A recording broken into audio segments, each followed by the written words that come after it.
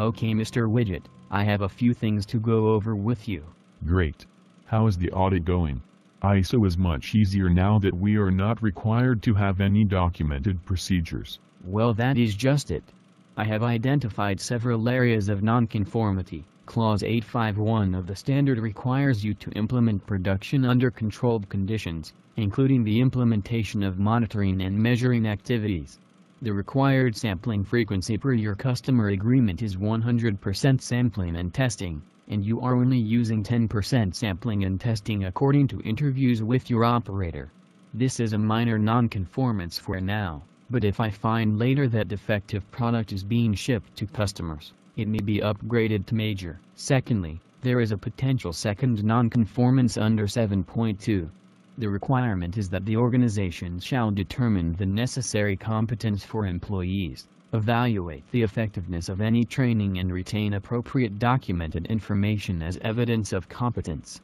Your production manager apparently conducted some training of your inspector with regard to sampling frequency, but there is no documented information.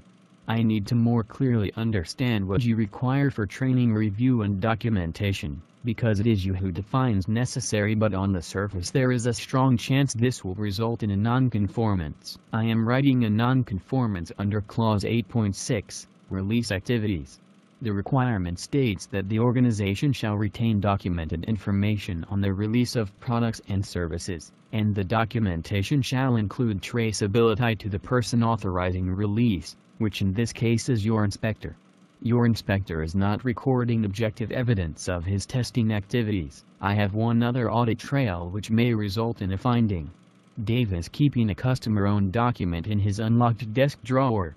In his opinion, that is good enough to fulfill your requirement under Clause 853, which states that the organization shall exercise care with property owned by external parties.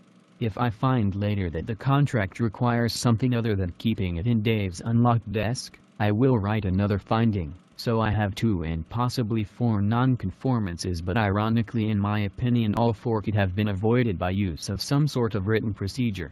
It is still not up to me, the auditor, to make the determination of what procedures are required in your place, but clearly you have not thought this out carefully.